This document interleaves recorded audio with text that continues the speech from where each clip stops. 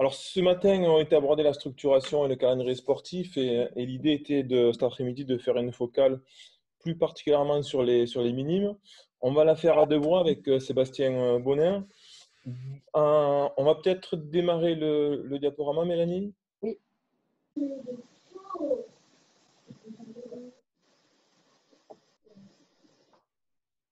Voilà, alors, déjà situer le contexte, hein, au niveau national, il y a une volonté depuis quelques années de proposer quelque chose de spécifique sur cette catégorie d'âge.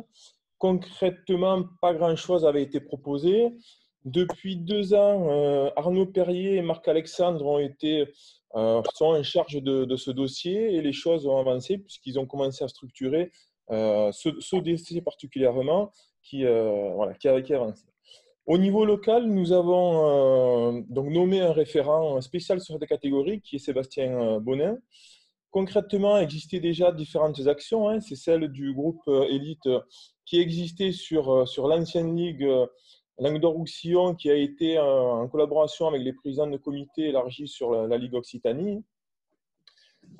Existaient également les stages régionaux, donc stages sportifs en partenariat entre la Ligue et les comités. Il y avait 2 à 3 stages sportifs proposés sur cette catégorie d'âge.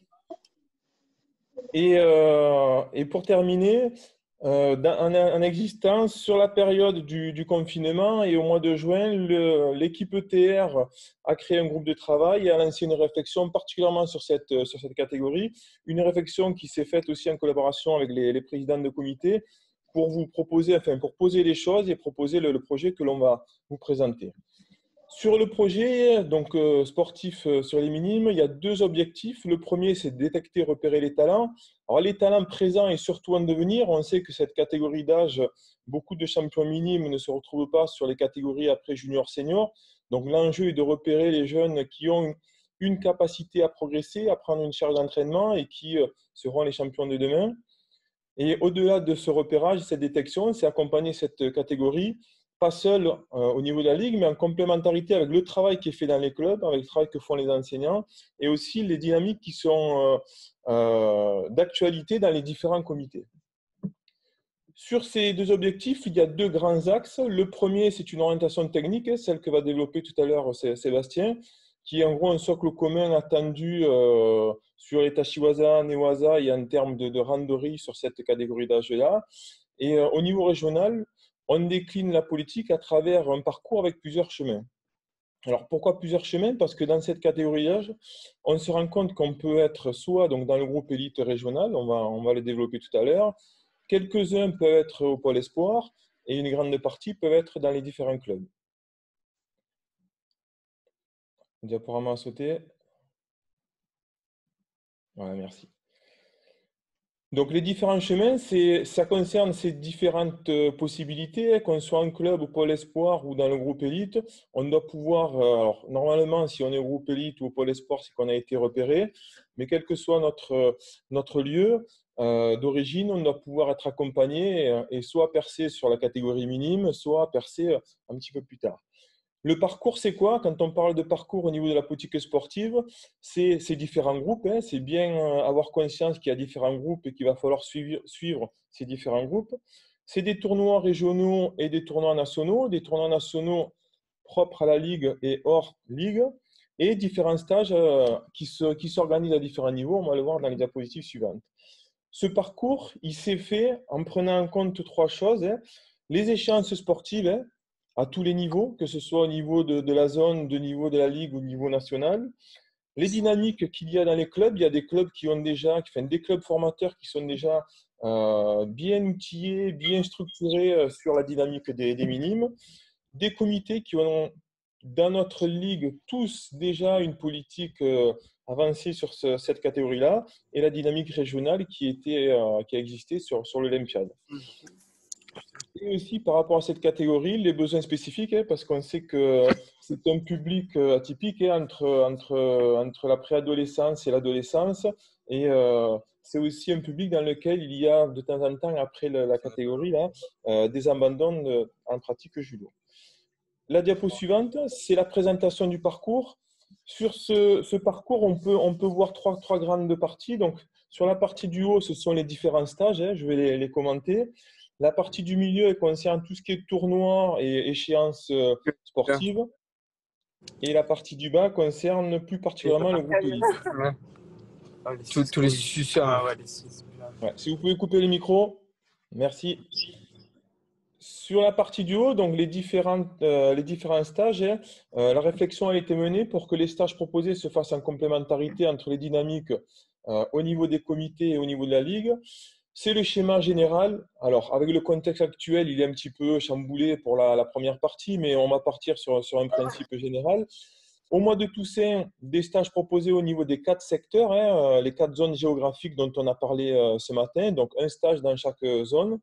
L'idée de cette première période-là, c'est de commencer à détecter les différents potentiels, hein, en préparant au tournoi à venir. Sur Noël, en février, enfin sur Noël particulièrement, on est sur un stage proprement ligue, hein, sur un stage de niveau régional, avec le pôle Espoir qui généralement fait une partie de son stage dans la ligue ou sur l'extérieur.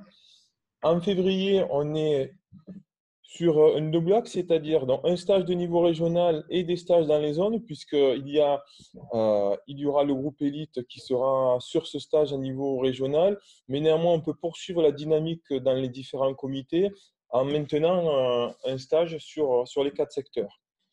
Au mois d'avril, les stages se font uniquement dans les comités, puisque là, l'enjeu est la préparation à la Coupe de France minime. Donc, l'idée, c'est que chaque comité puisse dynamiser et avoir sous sa main toute son équipe. Et la nouveauté, c'est que sur l'été, on aimerait qu'il y ait alors une sortie sur un tournoi national, hein, par exemple le tournoi de Toulon, et un stage national. Ça a eu lieu cette année, hein, je crois qu'il s'est fait au Ménuire, mais de sortir avec un groupe minime et sur le stage national et sur un tournoi national. Juste en dessous, vous les connaissez, hein, ce sont les différents tournois. Alors en vert, c'est toute la partie préparation, hein. On essaie de mettre ces tournois alors, en fonction, bien sûr, des disponibilités des salles et des lieux, et surtout en fonction des échéances sportives. Alors cette année, la particularité, c'est que la Coupe de France de Villebon, enfin, de l'année dernière, elle arrive au mois de novembre. Et après, donc, on reprend sur les. On en a parlé ce matin, donc des sélections. Alors, chaque comité est autonome dans son système de sélection, hein. On avait proposé sur l'Olympiade de faire quelque chose de simple, de partir du département, passer sur un niveau intermédiaire, sur le niveau ligue, et pour monter au championnat de France. Sur les comités, je disais, chaque comité est libre dans son organisation. Certains comités peuvent le faire sur une journée et d'autres sur un circuit de 3 tournois. Néanmoins, il y a donc une sélection dans les 4 zones. Elle tombe au mois de janvier. Je crois que sur 3 zones, c'est le 16 janvier. La quatrième, c'est le 17 janvier. Enfin, c'est le même week-end en tout cas.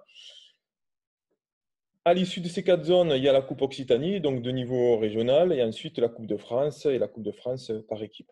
Donc, vous voyez, la structuration des stages et des tournois essaie de répondre à ces échéances-là, avec la logique laisser aussi la main au club et permettre à chaque comité ou à chaque zone d'avoir une dynamique sur ce secteur-là.